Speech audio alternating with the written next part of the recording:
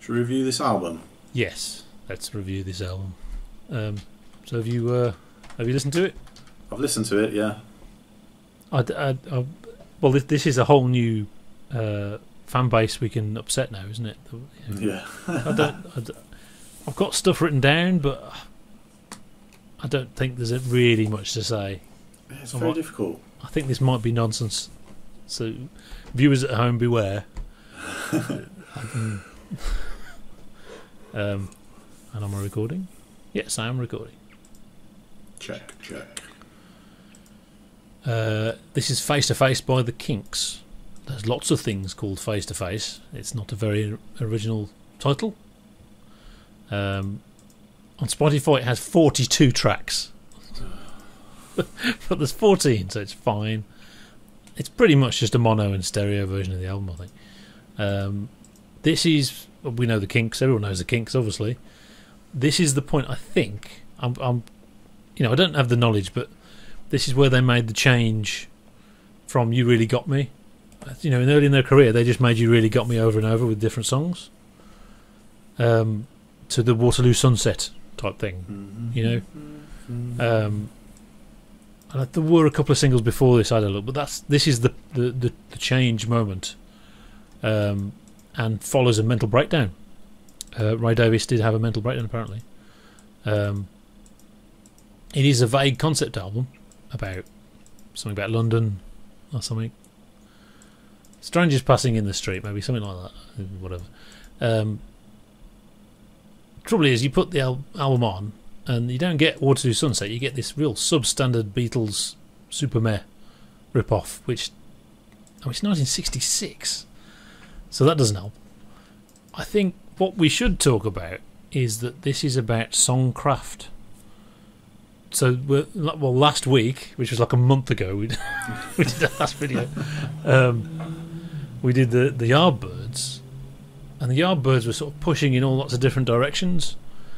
But this isn't like that. This is about craft. I remember you saying, I can't remember what band we listened to. We listened to a song by someone, and you said it sounds like they're writing to a formula. And that's the idea. That's what these bands do. It's about the perfect song, crafting the perfect song. So it's more about craft than being creative. That's the wrong word. I couldn't think of the right word. So this is nothing like the Yardbirds. This is our second British Invasion album we're doing. We don't even know what British Invasion is really. Particularly this one, because they didn't really in the US. Even this album wasn't a big hit, and other bands had hits by their songs in the US. I think Herman's Hermits. And although it has this supposedly as a concept to it, it doesn't feel like an album to me. It's just it is some Kinks songs, and I enjoy individual songs like a singles band. To sit through it was a bit of a chore, So, Queen became a singles band, so it's not necessarily a bad thing. So it's is it a Cockney knees up thing or something like that? I don't feel equipped to explain what that is. It's a London thing, but more hippie and middle class, maybe. But London centric. That's what I'm picking up. And obviously, you shouldn't be listening to this. You should be listening to Black Sabbath and Roy Wood and UB40. Bit of a meh as a whole, and what worries me is I liked the songs I already know. That's what worried me. So I don't trust my judgment, if you see what I mean. And no, yeah. I don't have the album, so I cannot pass you the album. We'll do a Spotify pass.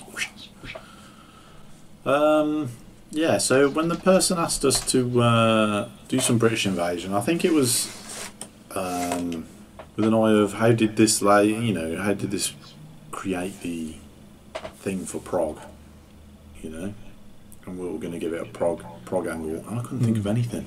No, that's the thing. This is the opposite. The phone ringing at the beginning's quite, Yeah, sound effects. Yeah, sound effects. There's a few sound effects. That's quite proggy. But there's no long songs. They all sound quite ditty-ish, and it does sound rather kinkish. It's just sort of like. It just sounds like the Kinks. There you go. They've got their sound. This is it.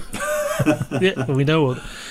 I mean, if you put on a Kinks compilation, it is one of those things where that's another Kinks song. You realise they have all these famous songs. That are really good, but not really on an album. There's like one. So, I'll tell you what happened over the last couple of weeks is someone mentioned Eminem at some point, and I've never ever listened to an Eminem album. Oh right. And I remember when he hit the scene, he just kept writing hit after hit after hit after hit, and they were all quite catchy. And I thought, okay, enough time's passed now. Yeah.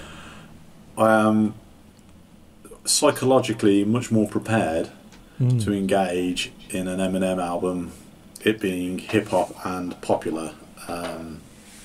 Meant it was off menu for when it came out. Yes, but it now was not allowed. I'm much more grown up. I can actually listen to this and maybe even enjoy it. And I put it on and I thought, oh yeah, I remember this is dun dun dun dun dun dun dun dun dun dun dun. Yeah. I thought, yeah, this is pretty cool. And then it got really, really boring. And this is the same. I was like, okay, there's an element of smugness here. I was right. He wasn't the Messiah. It wasn't sort of like earth-shattering. You listen to an album of it. I mean, the singles are great. They work well on MTV and all that kind of crap. It's very witty.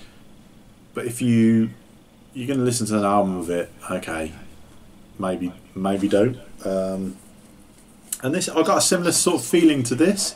The Kinks are a big deal, man. They're at the Big Bang. Sarah's heard of the Kinks. Yeah. They're a big, big thing, and I was kind of expecting to hear hit after hit after hit. Yeah. And it's not. No. It's not that at all. I mean, until you get Sunny Afternoon is track 13. Yeah, and it seems so good. Doesn't it seem brilliant? That's because you know it. I think that's what it is. Oh, that's the only good song. I don't know. Yeah. So, I mean, it was slightly disappointing, to be honest. I was expecting more awesomeness.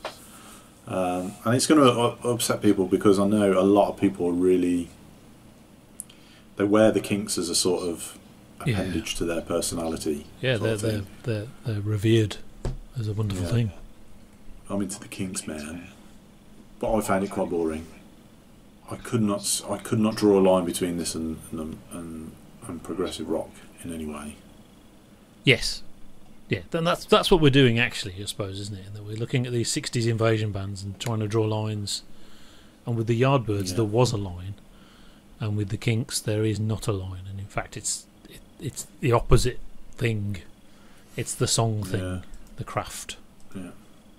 And given that there isn't that line that we can discern, it then comes, do you actually enjoy the album? And I found it, like you, I think quite boring. Yeah, that surprised me. Lots of, it surprised me as well. Yeah. But I mean, well, I couldn't remember. I kept forgetting the name of the album. It's such a generic name. So I'm in the kitchen. I've only got the name of the album on my computer, so I'd have to boot it up to get the name. So I was saying, computer, play the Kinks, Alexa, and but it plays a compilation, and that I really enjoyed.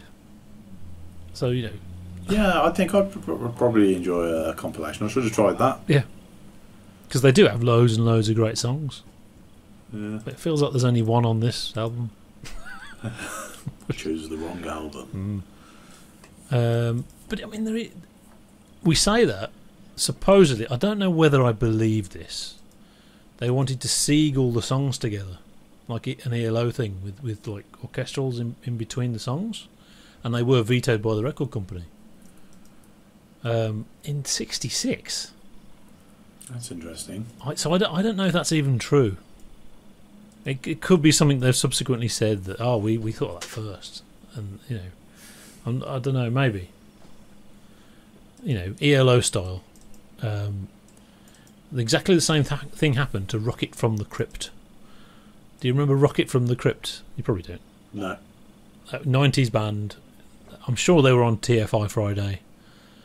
They had a song called On a Rope, and it was a Black Sabbath riff. Da da da da da da da da da da da da da.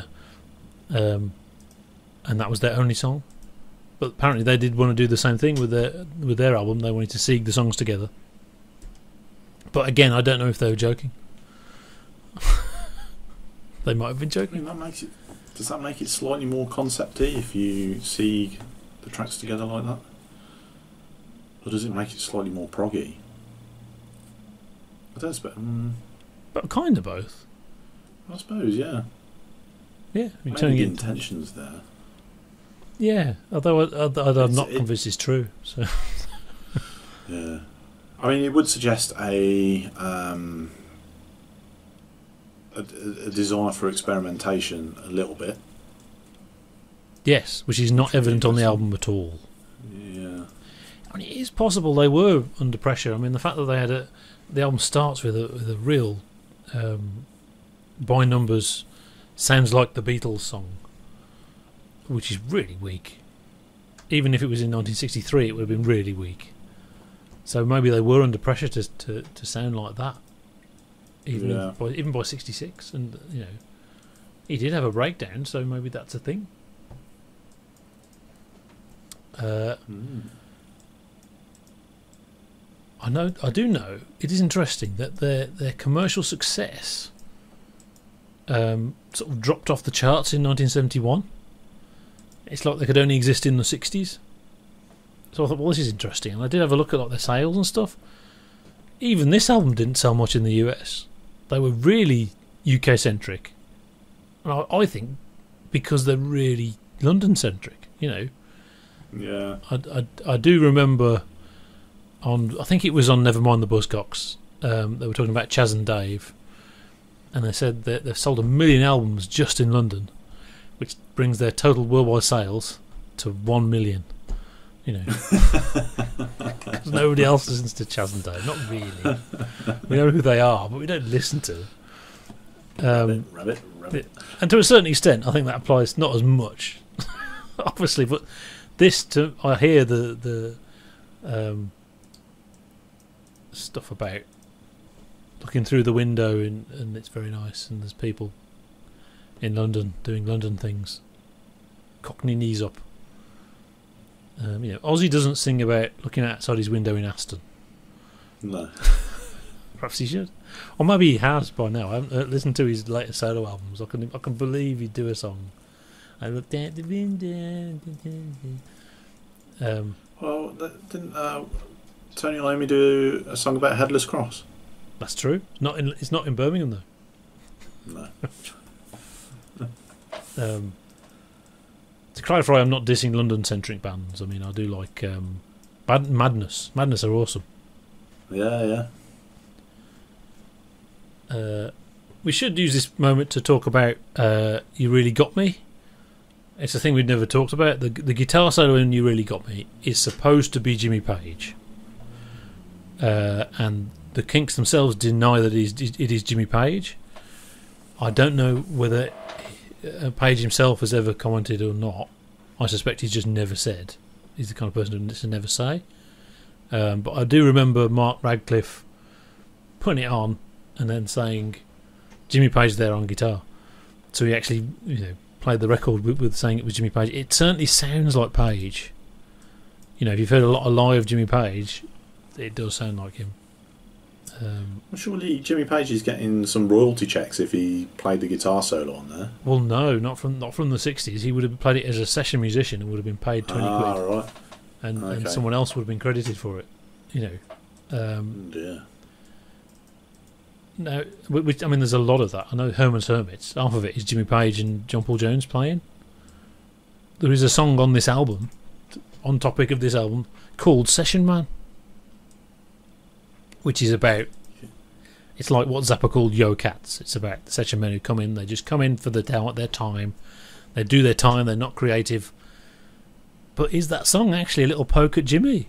Maybe. Oh, it could be. Because whether Jimmy Page joined the Yardbirds in '66, so it's the same year. I don't know the timeline though, so it's possible Jimmy did join the Yardbirds, and they were sort of aware of how creative he was, and vaguely annoyed that he'd just come in and treated them as sort of, let's do a session on your song. Maybe I've not heard that anywhere, to clarify. I've just thought of that. So maybe there's a bit of resentment, or it's not really him playing. Maybe it is Jimmy Page on only the album version of Joe Cocker's "Help With My Friends." That's Jimmy Page on guitar. Was it? Yeah. Although normally when you hear it, it's on the telly, and it's the Woodstock version, which isn't Jimmy Page, but the actual single is him. So yeah, eggs. 3 eggs. It has to have 3 eggs because I can't say it's a bad album or anything like that, but it basically does nothing for me at all, and people love it. It's a much loved thing and all that stuff. I was going to give it 2 eggs. I'm going to give it 2 eggs, apart from Sunny Afternoon. Cool. Which is a 4-egg song. Yes. I probably agree. I bumped up the eggs because of its popularity. Yeah. There's nothing wrong. Well, yeah, it's boring. It's just not for me. Yeah, boring. Yeah. It's not prog. So yeah, there we go. Catch us next week for Manfred Mann. Ooh. Which I think is going to be a bit more interesting. That'll be exciting. Yeah. And that will be our third in the journey. That will be the end of the journey of invasion bands.